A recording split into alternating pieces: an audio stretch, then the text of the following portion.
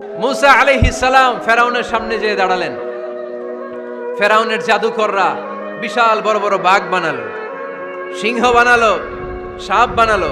মুসা আলাইহিস সালাম দেখে ভড়কে গেলেন, ভয় পেয়ে গেলেন। আল্লাহ বললেন, মুসা ভয় নাই, তোমার লাঠিটা খালি ফেলো। কি ফেলো? মুসা আলাইহিস সালামকে একটা লাঠি দিছে কে? লাঠি ফেলার সাথে সাথে মুহূর্তের মধ্যে হাইয়াতান তাসআ, বিশাল এক অজগর সাপ। এই বিশাল অজগর সাপ ফেরাউনের জাদুকরদের বানানো সব ভাগ, ভাল্লুক, সিংহ আর সাপগুলো রেখে বিশাল ফানা ধরে আছে। আর সাপ বলতে শুরু করেছে, আর কি আছে নিয়ে আয়। সুবহানাল্লাহ কইতে পারলেন না?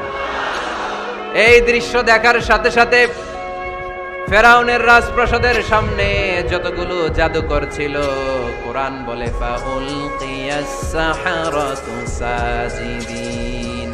এই দৃশ্য দেখা মাত্রই ফেরাউনের নিয়ে আসা বড় বড় জাদুকরগুলো মুসা আলাইহিস সালামের সামনে দাঁড়িয়ে আল্লাহর জন্য সেজদায় লুটিয়ে পড়েছে। ফাউলকিয়াস সাহারাতু সাজিদিন, সেজদায় লুটিয়ে পড়ে ঘোষণা দিল, আমি ফেরাউনরে মানি না, আমি কোন নাস্তিককে মানি না, আমি মুসার রব, হারুনের রব, বনি ইসরাইলের রব, আল্লাহর জন্য সেজদায় লুটিয়ে পড়লাম। চিল্লায় পড়েন আল্লাহু আকবার। মুহূর্তেই এক সেজদার কারণে তাদের নসিবে হেদায়েত দিয়ে দিয়েছে কে? পৃথিবীর কেউ কাউরে হেদায়েত দিতে পারে? অনেক বাবা ছিল নবী, ছেলের কপালে হেদায়েত নাই, আছে না নাই? অনেক ছেলে ছিল নবী, বাবার কপালে হেদায়েত নাই, আছে না নাই? হেদায়েত দেওয়ার মালিক একজন, চিল্লায় বলেন তিনি কে? একটা সিজদা, একটা সিজদা, একটা সিজদার আদেশকে অমান্য করার কারণে ইবলিস জাহান্নামীদের সর্দার। চিল্লায় বলেন ঠিক কিনা? ওয়া ইয কুলনা লিল মালাইকাতি ইসজুদু লিআদম ফাসাজাদু ইল্লা ইবলিস আবা ওয়াস্তাকবারা ওয়া কানা মিনাল কাফিরিন। আল্লাহ বললেন, ও ফেরেশতাকুল সবাই আমার আদেশ মোতাবেক আদমকে সেজদা করো। সবাই সেজদা করলো, একজন ছাড়া, সে কে? আরো জোরে বলেন কি নাম? আবা, অস্বীকার করলো, ওয়াস্তাকবারা, অহংকার দেখালো, ওয়া কানা মিনাল কাফিরিন, কাফেরদের অন্তর্ভুক্ত হলো, জাহান্নামীদের সর্দার হলো। কয়টা সেজদার আদেশ? আওয়াজ করে বলেন, কয়টা সেজদার আদেশ অমান্য করছে? সেজদা কয়টা দেয় নাই? আপনি দেন নাই কয়টা? হ্যাঁ, আমরা দেই নাই কয়টা? এক সেজদা না দিয়া জাহান্নামীদের লিডার। আমরা সেজদা মিস করছি কয়টা? কয়টা? মুসলমান সেজদায় লুটিয়ে পড়তে হবে একজনের খুশির জন্য, তিনি কে? তাহলে কোরআনকে যে প্রশ্ন করেছি, কোরআন সব উত্তর দিয়ে ফেললো। কোরআন আমাদেরকে জানিয়ে দিল, তোমরা সবাই আল্লাহর নৈকট্যপ্রাপ্ত বান্দা হতে চাও, আল্লাহর কাছের বান্দা হতে চাও, তাহলে ওয়াসজুদ, কি করো?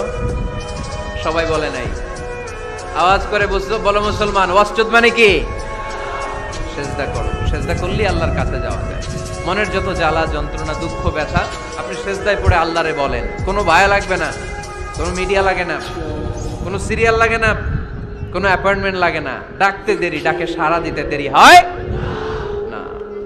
তাহলে কোরআনের আলোকে আজকে আমরা জেনে গেলাম আল্লাহর কাছে যেতে হলে সেজদায় লুটিয়ে পড়তে হয়। এবার আমরা সুন্নাহর আলোকে জানার চেষ্টা করব কি করে আল্লাহর কাছে যেতে হয়। শুনবেন? কষ্ট হচ্ছে নাকি আপনাদের? সুন্নাহকে যদি আমরা জিজ্ঞেস করি, বিশ্বনবী রেখে যাওয়া সুন্নাতে যদি আমরা একটু তালাশ করি, একটু স্ক্যানিং করি, একটু চোখ বোলাই, তাহলে সুন্নাহ আমাদেরকে বলে বেশি বেশি নফল ইবাদত করো আর আল্লাহর নৈকট্য হাসিল করো। সুবহানাল্লাহ করবেন না? কোরআন বলেছে সেজদায় লুটিয়ে পড়ো। যা যা বললাম আমি ওঠার আগে জিজ্ঞেস করে আবার শুনে যাব, কারণ আমি মনে করি এটা ক্লাস। এটা কি ক্লাসে পড়া দেওয়া নেওয়া আছে না নাই? এতক্ষণ পড়ানোর পরে জিজ্ঞেস করার দরকার আছে না নাই? কোরআন বলছে কি আর সুন্নাহ কি বলে? নফল ইবাদত। আওয়াজ করে বলতে হবে, সুন্নাহ কি বলে? বুখারীর বর্ণনা, আল্লাহর হাবিব সাল্লাল্লাহু আলাইহি ওয়াসাল্লাম বলেন, মা ইয়াজালু আবদি ইয়াতাকাররাবু ইলাইয়া বিন নওয়াফিল, বান্দা যত বেশি নফল ইবাদত করতে থাকে, করতে করতে করতে করতে বান্দা আমার কাছের নৈকট্য প্রাপ্ত বান্দা হয়ে যায়। হাত্তা উহিব্বাহু, এরপর আমি আমার বান্দারে এত ভালোবাসি, কুনতু সামআহুল্লাযী ইয়াসমাউ বিহি, বান্দা যখন শুনে সে তার নিজের কান দিয়ে শুনে না, আমি আল্লাহর কানে শুনি। কুনতু বাসারাহুল্লাযী ইউবসিরু বিহি, বান্দা যখন দেখে নিজের চোখে দেখে না, আমি আল্লাহর চোখে দেখে। ওয়ায়াদাহুল্লাতী ইয়াবতিশু বিহা, বান্দা যখন কিছু ধরে বান্দার হাতে ধরে না, আমি আল্লাহর হাতে ধরে। ওয়ারিজলাহুল্লাতী ইয়ামশি বিহা, বান্দা যখন হেঁটে যায় ওর নিজের পায়ে হাঁটে না, কেমন যেন আমি আল্লাহর পায়ে হাঁটে। আওয়াজ করে বলতে হবে আল্লাহু আকবার। মানে আল্লাহ বুঝাতে চাইলেন আমি তখন তার কান হয়ে যাই, আমি তখন তার চোখ হয়ে যাই, আমি তখন তার হাত হয়ে যাই, আমি তখন তার পা হয়ে যাই। আমার আর তার মাঝে আর কোনো ফারাক থাকে না, সে আমার একেবারে নিকটে চলে আসে। আওয়াজ করে পড়েন সুবহানাল্লাহ।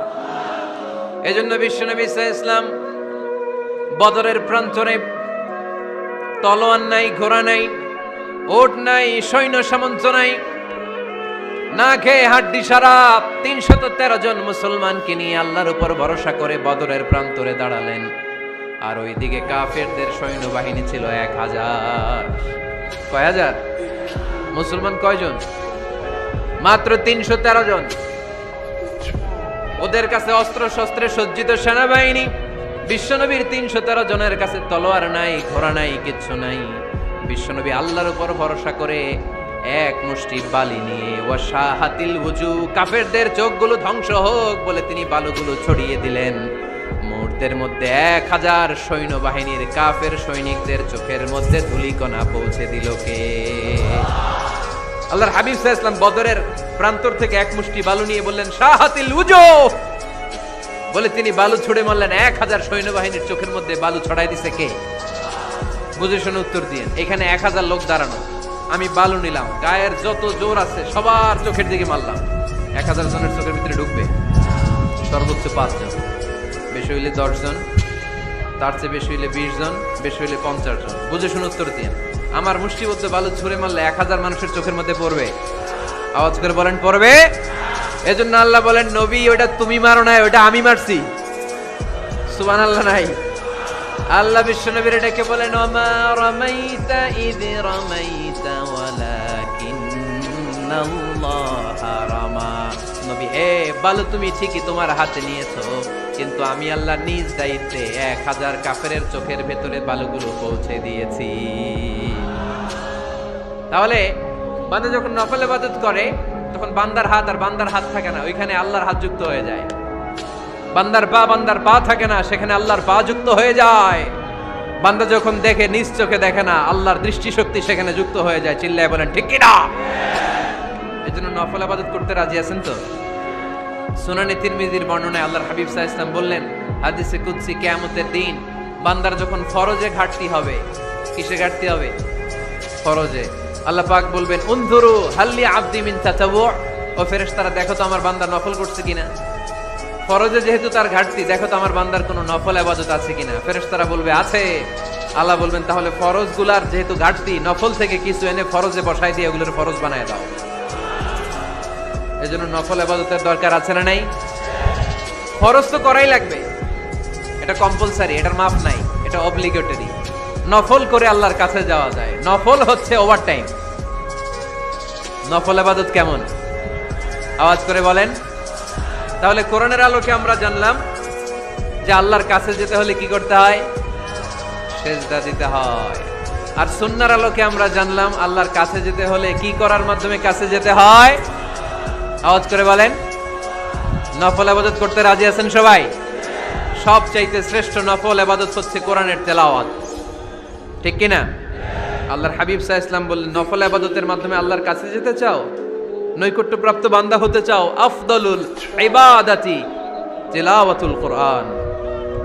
সবচাইতে যত নফল ইবাদতের লিস্ট হতে পারে, এই লিস্টে র‍্যাঙ্কিং এ 1 নাম্বার থাকবে কোরআনের তেলাওয়াত। এই কোরআন তেলাওয়াত করতে রাজি আছেন তো? আমার হাতে যে কিতাবটার নাম কি? সবাই বলতে পারেন নাই? আওয়াজ করে বলেন তো কিতাবটার নাম। এই কিতাবে ভুল আছে, সন্দেহ আছে, সংশয় আছে? এটা আলোর পথ দেখায়। এই কিতাব মানুষকে মানুষের মতো মানুষ বানায়, ঠিক কিনা? গরুর পেট থেকে বেরোলে ওটা গরু, ছাগলের পেট থেকে বেরোলে ওটা ছাগল হয়, মানুষের পেট থেকে বেরোলে ওটা মানুষ হয় না, ওটার মানুষ বানাইতে হয়। মানুষ বানানোর জন্য কোরআন পড়ার দরকার আছে না নাই? তাহলে নফল ইবাদত করে আমরা আল্লাহর নৈকট্য পেতে চাই। 1 নাম্বার যে ইবাদতের কথা আপনাদেরকে শোনালাম সেটা হচ্ছে কোরআনের তেলাওয়াত। রাজি আছেন সবাই? ফজরের পরেই এই নিমসার এলাকায়, এই কুমিল্লা এলাকায়